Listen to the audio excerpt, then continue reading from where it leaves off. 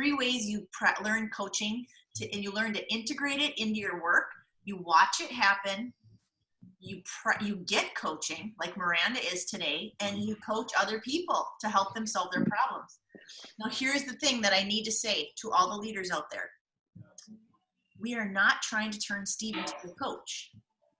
We are borrowing amazing techniques and tips from the coaching industry to help leaders lead more effectively and be more participative in their day-to-day interactions to maximize results for the organization and for himself. I've noticed in my own employees how they feel empowered and how they feel like they feel like they take more responsibility for their jobs now, and have more integrity because of that. And it's just been an amazing, amazing morale boost for us at the at our business. It's just been life-changing for me, and I think for the employees. That's really, so this is a little bit of a peek behind the curtain on some of what we do in Lead Well, because we kind of just talk like this and we bring real issues. Like, you have to bring the real challenges. Okay, without that, cool. Without further ado, let's get going, huh? Okay. Jen sent me sort of your something you'd like to be coached on, which was being productive even when every detail isn't planned out. Do you want to expand on that a little bit? So I feel like I'm type of person that I like organization and structure. And I find that if I don't have everything in line, maybe written out or planned out perfectly, I feel like my mind's kind of, I don't want to say foggy, but, and I have trouble just like executing. So I want all of that fog cleared out before I execute something. So it seems like you're able to see some solutions already. Summarize it for me one more time, what you want. Okay. So I would like to be able to maybe clear the fog out of my head so that I can focus on maybe the tasks I'm trying to accomplish instead of the tasks all that I have to do, which will allow me to be more productive because I'll be working on a specific task at one time and focusing on that versus everything I have to do. What would you need to change to make that happen? So there's 3 questions you could kind of go with. Yeah, I like that last. So Miranda, what do you feel like that's going to give you?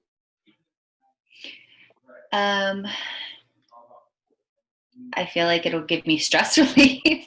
I feel like it will give me a little bit more clarity, which I think will overall make me feel better about everything going on with that struggle. That's cool. That's great. Look at her face when she said that, Steve. What did you notice in her face when she said that? Some brightness. Yeah. She couldn't even see that. Whoa, Miranda, there was some brightness in your face when you talked about stress relief. What do you feel like needs to change in order to set those times daily? I have a 1.5-year-old that I work alongside basically. So I think I need to maybe have somebody designated to watch him for a specific time, because right now I have him all the time. So maybe getting a babysitter or sitting down with my fiance and saying, like, I need this time slot every day to focus on what I need to get done. That's awesome. What's awesome about it for her? So it's awesome that you're thinking through these people in your life that can help you and come in and help, and thinking about spending that amount of time for yourself in order to, because that. Now bring her words back. Bring her words right here. In order to lift that fog. Yes. Woo! Yeah, baby. See? What does that feel like to hear your words back in that moment, Miranda?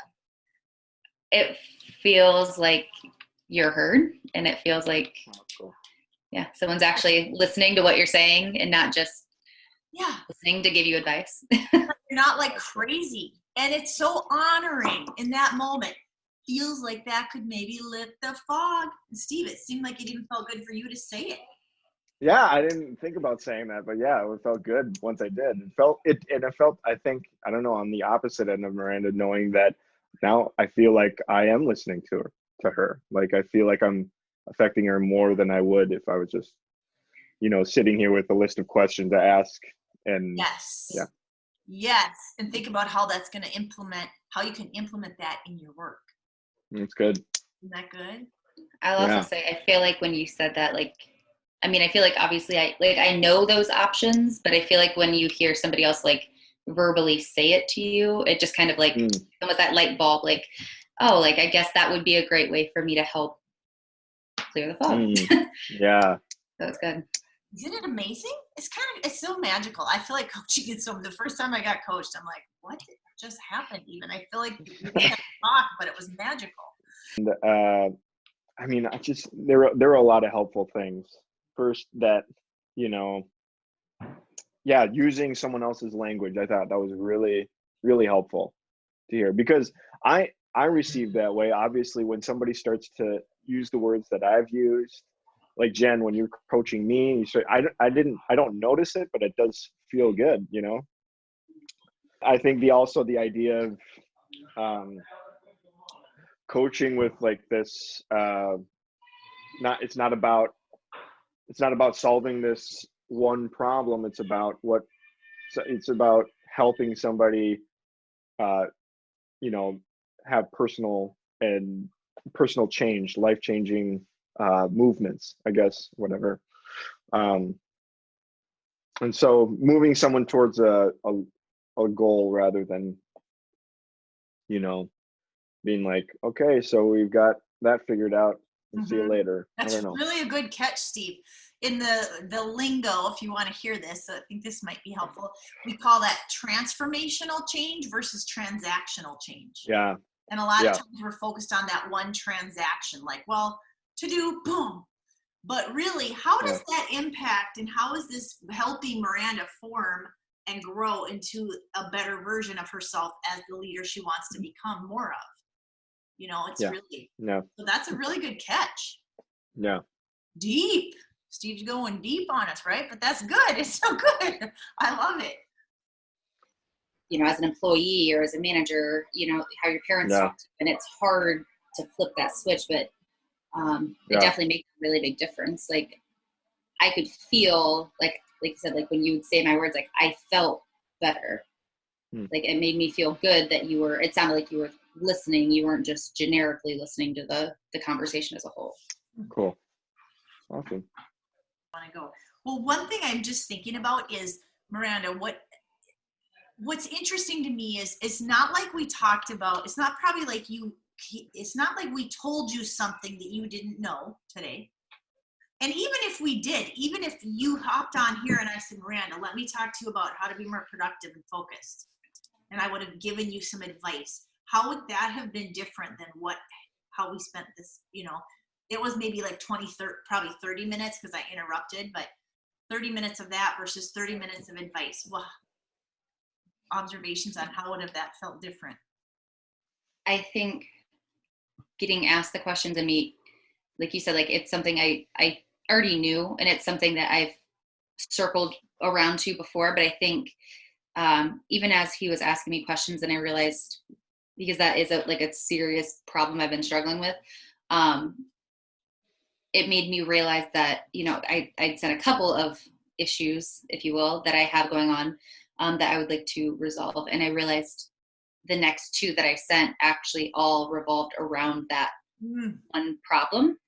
So the other actual issues that I was having were sort of answered without even being discussed, because it was the same thing. It was that one topic, versus maybe, if you said, hey, here's my advice on, how to, be more productive, you could say, well, you could do this, you can do this. But if it's not, by me saying I need to create that time and I need to set aside that time to clear my thoughts and to get them on paper and to get myself organized, like it wasn't even necessarily that I need to get organized, it's that I need the time.